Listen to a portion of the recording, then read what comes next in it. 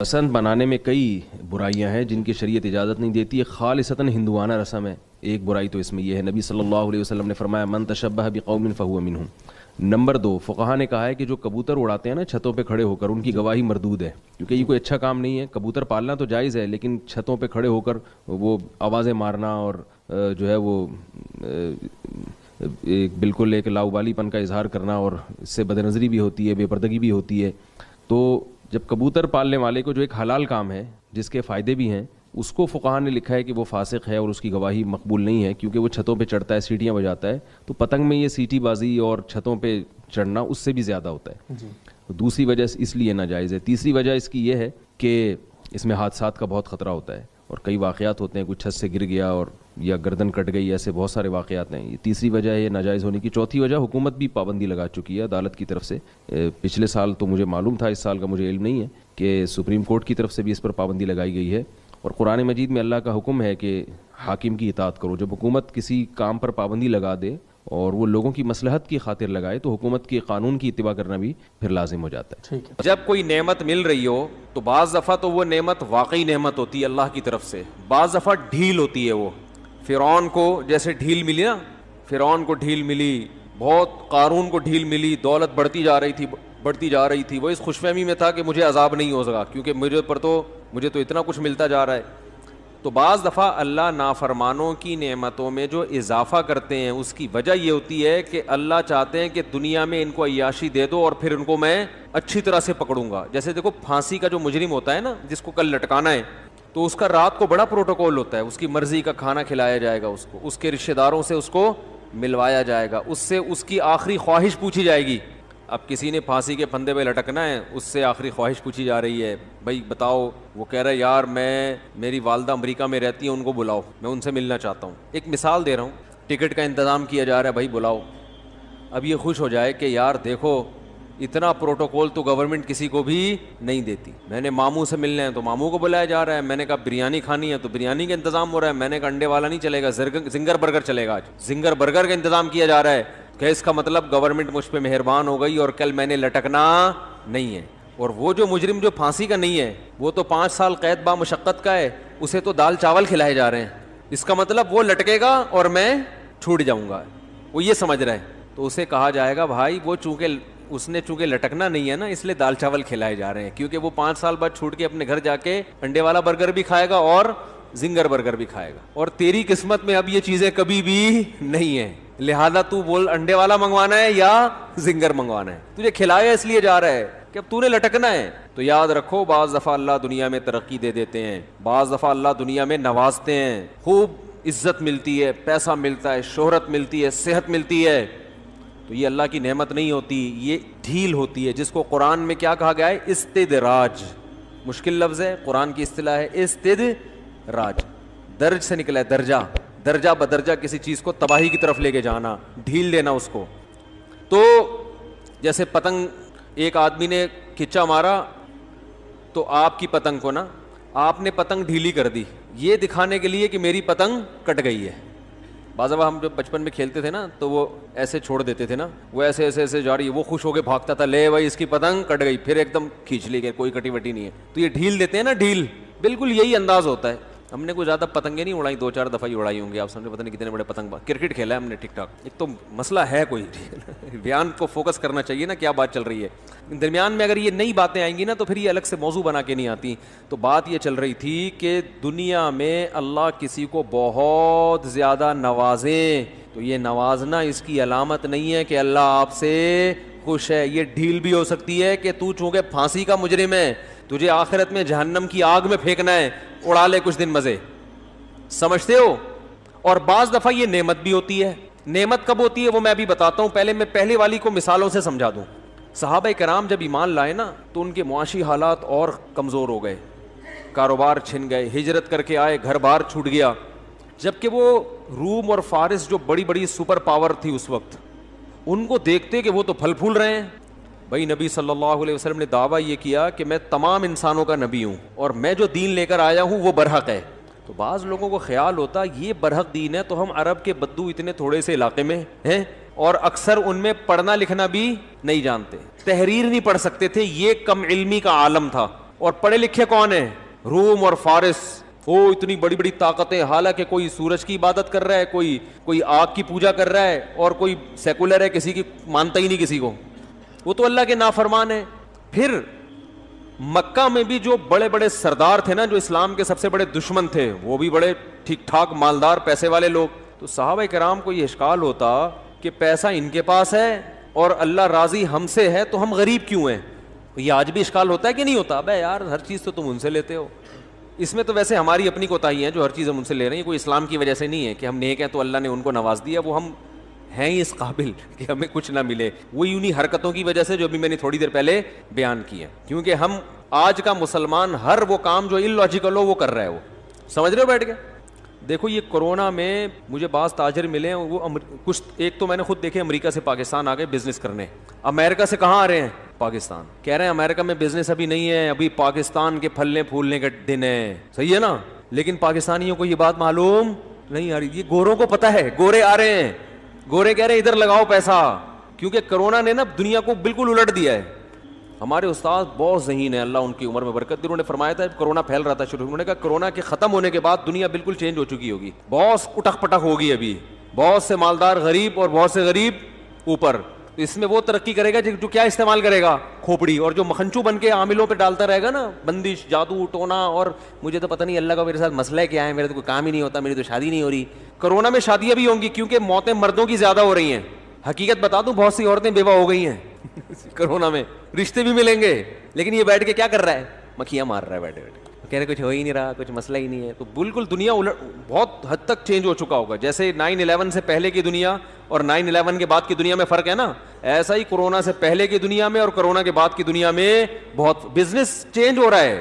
On line چیزیں بکنا شروع ہو گئی ہیں, اب لوگوں نے آلو پیاز ٹماٹر آن لائن بیچنا شروع کر دیے, تو بہت کچھ چینج ہوگا ابھی. تو جو کھوپڑی استعمال کرے گا نا وہ اس چینجنگ سے کیا کرے گا؟ فائدہ اٹھائے گا. کل ایک انگلش لینگویج ٹیچر ملے, میں نے کہا آپ کو تو بزنس کم چل رہا ہوگا. انہوں نے کہا جتنا میں نے لاک ڈاؤن میں کمایا ہے نا, اتنا میں نے پہلے کبھی نہیں کمایا تھا. کہنے لاک ڈاؤن میں تو سارے مجھے اسٹوڈنٹ یورپ امریکہ کے مل رہے ہیں. نہیں آ رہی بات, جو انگلش جن کو نہیں آتی نا یورپ میں, جو پاکستانی ہے وہاں رہتے ہیں, تو وہ مجھے مل رہے ہیں کیونکہ وہاں کے ادارے کیا ہو گئے؟ بند. تو کہہ رہے ہیں میں نے پہلے کھوپڑی استعمال کی, میں نے کہا ادھر سے ٹیوشن پکڑو, انٹرنیٹ پہ پڑھا کے کیا کہہ رہے ہیں؟ نوٹ چھاپ رہے ہیں معذرت کے ساتھ. تو کھوپڑی کوئی قوم اگر استعمال نہ کرے تو اس کے مقدر میں ذلت ہے. پھر یہ ذلت اللہ کی نعمت نہیں ہے کہ صحابہ بھی غریب تھے تو ہم بھی غریب ہیں. میں بار بار کہتا ہوں, ایک غربت اللہ کی طرف سے ہوتی ہے جو صحابہ کو ملی تھی اور وہ دور ہو گئی تھی, اور ایک غربت حماقتوں کی وجہ سے ہوتی ہے جو ہمارے مقدر میں ہے. حماقتوں والی غربت پہ یہ اللہ کی نعمت بولو نا بھائی نہیں ہے. آپ پڑھے ہوئے گھر میں کچھ کرتے ہی نہیں ہیں, ہلتے ہی نہیں ہیں, کھانے کو ترس گئے, فاقے پڑھنا شروع ہو گئے, نہ ملازمت کر رہے ہو, نہ کوئی دماغ استعمال کر رہے ہو, سستی کاہلی کی وجہ سے ہر وقت منہ میں گٹکا رہتا ہے آپ کے. پھر آپ غریب ہو گئے اور گھر میں اب چولہا نہیں جل رہا آپ کے, تو آپ کو نبی صلی اللہ علیہ وسلم کے گھر میں بھی 40 دن چولہا نہیں جلتا تھا. صحابہ میں بھی ایسے لوگ تھے تو بھوک سے بے ہوش ہو جایا کرتے تھے, تو میرے تو منہ میں پھر بھی گٹکا ہے, ٹھیک ہے نا. تو یہ جو غربت کی مثالیں آپ پیش کریں گے بھائی, یہ آپ غلط مثالیں دے رہے ہیں. یہ حماقت اور سستی اور کاہلی کی وجہ سے ہے, سمجھ رہے ہو؟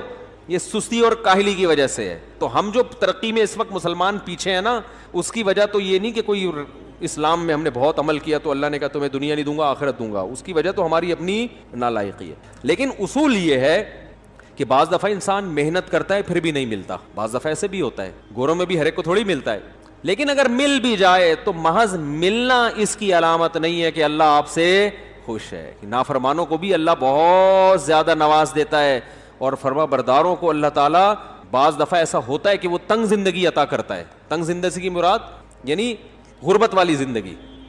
تو صحابہ کرام کو یہ اشکال ہوتا تھا تو کہ بھئی روم اور فارس تو اتنے ترقی کر رہے ہیں, ان کے بادشاہوں کے تاج ہیرے جواہرات کے ہوا کرتے تھے, تخت بڑے خوبصورت ہوا کرتے تھے. صحابہ جاتے تھے نا تو دیکھتے تھے بھئی یہ ترقی تو ان کے پاس ہے.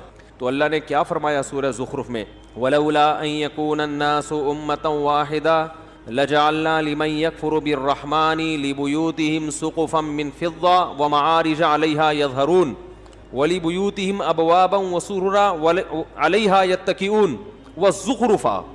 فرمایا کہ کافر کا آخرت میں کوئی حصہ نہیں ہے. جو ہمیں نہیں مانتے نا, دیکھو گورا کتنا ہی اچھا ہے, قوم کے لیے ہے نا, اللہ کے لیے بولو نا, اللہ کے لیے اچھا نہیں ہے. اس نے اچھائی کی ڈیفینیشن چینج کر دی. اچھائی کی ڈیفینیشن یہ جس کو میں اچھا کہوں گا وہ اچھا, جس کو اللہ اچھا کہے گا وہ اللہ نہیں ہوتا. انہوں نے کہا اولڈ ہاؤس میں ماں باپ کو جمع کرا دینا اچھا عمل ہے. کہتے ہیں نا, تبھی تو کرتے ہیں. میں اپنے باپ کو نہیں پالوں گا, میں اپنی ماں کو نہیں پالوں گا, تو کرا دیا انہوں نے جمع. کوئی اگر وہاں اولڈ ہوم میں اپنے ابا کو جمع کرا دے تو گورے اس کو کہتے ہیں برا آدمی, گندا آدمی, چھی چھی چھی, شرم نہیں آتی ہیں. ہمارے ہاں کوئی اپنے ابا کو عیدی سینٹر میں جمع کرا کے آ جائے کہ ابا چونکہ 60 سال کے ہو گئے تھے, میں نے ڈیٹ آف برتھ سے اندازہ لگایا 60 سال کے ہو گئے ہیں, تو فوراً عیدی سینٹر میں ان کو, ویسے تو ہمارے یہاں کے عیدی سینٹر اس قابل ہیں بھی نہیں کہ جمع کرایا جائے, ان کا اولڈ ہوم میں اور ہمارے میں بڑا فرق ہے, لیکن چلو بہت اچھا اولڈ ہوم تھا, جمع کرا دیا. لوگ تانے نہیں دیں گے, ابے تو شرم نہیں آتی یار, تو کیا کر رہا ہے یار, اپنے باپ کے ساتھ کوئی ایسے کرتا ہے, ماں کے ساتھ کوئی ایسے کرتا ہے. تو ہمارے ہاں اچھائی کا معیار کچھ اور ہے, ان کے ہاں اچھائی کا معیار بولو بھائی کچھ اور. ان کے ہاں شراب پینے والا برا نہیں ہے, ان کے ہاں زنا کرنے والا برا نہیں ہے. تو اللہ اس وجہ سے ان کو لفٹ نہیں کرائے گا قیامت کے دن, ٹھیک ہے نا. اللہ کہے گا تم نے تو جو چیزیں مجھے بری لگتی تھیں ان کو برائی کی فہرست سے نکال کے اچھائی اور برائی کا کرائٹیریا ہی چینج کر دیا تم نے, تو تم تو بہت بڑے مجرم ہو. اللہ نے فرمایا ولا تقربوا الزنا, زنا کے قریب بھی مت پھٹکو, انہ کان فاحشہ, بہت بڑی بے حیائی ہے, وساء سبیلا, اپنی خواہش کو پورا کرنے کا بہت ہی گندا راستہ ہے. سا کا مطلب گندا نہیں ہوتا, سا کا مطلب یہ ہوتا ہے کہ جیسے آپ کو تعجب ہو رہا ہے, اتنا گندا, گویا اللہ کہہ رہے ہیں مجھے بھی تعجب ہو رہا ہے کہ تو کر کیسے لیتا ہے یہ کام, اتنا برا عمل. اس کلچر میں, ان کے کلچر میں برا سمجھا جاتا ہے, نہیں برا سمجھا جاتا, اس لیے وہ اتنے برے ہو کے بھی اچھے ہیں. اور ہم زنا سے بچتے ہیں, ہم شراب سے بچتے ہیں, ہم اپنے ابا کو گھر میں ٹی بی بھی ہو جائے نا تو دور نہیں بھاگتے اس سے, کورونا بھی ہو جائے تو گھر چھوڑ کے نہیں بھاگتے. ہم کہہ رہے یار ایس او پیز پر عمل کروں گا گھر سے باہر, یہ نہیں کہ ابا کو کورونا ہو تو میں گھر چھوڑ کے بھاگ جاؤں. مفتی صاحب نے بھی کہا تھا گھر سے باہر ایس او پیز ہے, گھر میں ابا کو کورونا ہو جائے تو بھاگنے کی ضرورت نہیں ہے, توکل کرو وہاں پہ. تو ہم جناب ابا کو گھر میں رکھنے, بیوی کو ساری زندگی کما کے کھلا رہے ہیں, کھلاتے کہ نہیں کھلاتے, اور ادھر وہ انڈے والا برگر بھی کھائیں گے تو بیگم سے کہیں گے انڈے والا تم اپنے پیسوں سے برگر اور میں اپنے پیسوں سے. ہم زنگر بھی اپنے پیسوں سے کھلا رہے ہیں بیگم کو, اور وہ بھی کھا رہی ہے اور ایسی ڈھٹائی سے کھا رہی ہے جیسے وہ, یعنی وہ بھی سمجھتی ہے میرا حق ہے. لا بھائی تیرے کو کب سے بولا میں زنگر والا برگر لے کر, ابھی تک لایا نہیں, میں انتظار کر رہی ہوں. بلکہ وہ اس پہ نہیں کہ خود وہاں کیوں کھا لیا اور میرے لیے پیکنگ میں لے کر آ رہے ہو, اس پہ پھڈے ہو رہے ہیں کہ مجھے بھی اپنے ساتھ ہوٹل لے کے کیوں نہیں گئے, یا گھر میں لا کے میرے ساتھ کیوں نہیں کھایا. اتنا پروٹوکول دے کے بھی ہم کیا ہیں, گندے, چور, اچکے اور تیسری دنیا کے لوگ جنہیں بات کرنے کی تمیز نہیں. واقعی میرے بھائی ہمیں بات کرنے کی تمیز نہیں ہے, لیکن باپ کے سامنے کیسے بات کی جائے گی یہ ہمیں پتہ ہے, ماں سے کیسے بات کی جائے گی یہ ہمیں بولو بھائی پتہ ہے, اور بیوی کے سامنے بات کیسے کی جائے گی تو بیوی نے خود بتا دی, قرآن حدیث میں جانے کی ضرورت نہیں ہے, تو خود اپنے ایٹیٹیوڈ سے اس نے بتا دیا کہ اس طرح سے بات کرو گے تو ہوگی, ورنہ ادروائز میرا آپ کا کوئی تعلق نہیں ہے. سمجھ رہے؟ تو اولاد کو پالتے ہیں, بیٹیوں کو پالتے ہیں, ان پہ خرچ ایک آدمی پورے گھر کو چلا رہا ہوتا ہے, کیونکہ وہ نہیں چلائے گا تو معاشرے میں کیا ہے, وہ گندا. کیوں گندا؟ اس لیے کہ اقوام متحدہ نے اس کو گندا کہا ہے. بھائی اللہ رسول نے کہا ہے کہ یہ کیا ہے, گندا آدمی ہے جو بیوی کو نہیں پالتا, بچوں کو نہیں کھلاتا. تو اصل بات یہ ہے نا کہ جیسے فیشن کوئی الٹا سیدھا آتا ہے نا, دیکھو اب اگر گوروں کا فیشن نہ ہو اور ویسے ہی کوئی آدمی آدھا سر یہاں سے چھیل دے اپنا, اور ایک ادھر بال نکلے ہوئے, ایک ادھر نکلے ہوئے, لوگ بولیں گے پاگل ہو گیا ہے. کیا بولیں گے؟ ابے تو سر کے بال تو کم از کم یا تو پورے رکھ لے یا پورے کاٹ لے, یہ کیا بنایا ہوا ہے. لیکن انسان کی عقل جب مسخ ہوتی ہے نا تو یہی کام کوئی فنکار اداکار کرنا شروع کر دے تو سارے آدھا سر چھیل کے گھوم رہے ہوں گے نا, کیا خیال ہے؟ تو بالکل ایسے جیسے فیشن میں برے کو اچھا اور اچھے کو برا کہتے ہیں, ان کو دیکھ کے جن کو ہم ترقی یافتہ سمجھتے ہیں, تو ایسے ہی ہم نے ان کو دیکھ کے اچھائی اور برائی کی ڈیفینیشن ہی کیا کر دی ہے, چینج کر دی ہے. لوگ مجھے کہتے ہیں انگریز جھوٹ نہیں بولتے, جو ماہرین ہیں نا جو ان ملکوں میں رہے ہیں وہ کہہ رہے ہیں واقعی کسٹمر سے جھوٹ نہیں بولتے, بیوی سے جتنا جھوٹ وہ بولتے ہیں اتنا دنیا میں کوئی بھی نہیں بولتا. ہاں کچھ اچھے ہوتے ہوں گے, تعلقات 10-10 20-20 عورتوں سے ہوں گے, بیگم کو پتہ نہیں ہوگا, اور بیوی کے دوستیاں ہوں گی, میاں کو پتہ بولو بھائی نہیں ہوگا. گرل فرینڈ سے بھی جھوٹ بولتے ہیں, سارے نہیں ہوتے, اچھے بھی ہوتے ہیں, میں نہیں کہہ رہا کہ سارے جھوٹ بولتے ہیں, لیکن مسلمان کتنا ہی برا کیوں نہ ہو ابھی بھی خیر کا ریشو زیادہ ہے. اور اگر یہ خیر کا ریشو کم ہو رہا ہے نا, بیویوں سے جھوٹ بولنا شروع کیا اگر مسلمانوں نے, گرل فرینڈ, تو یہ کلچر وہاں سے آیا ہے, یہ ہمارا اپنا نہیں ہے, یہ برائی وہاں سے آ رہی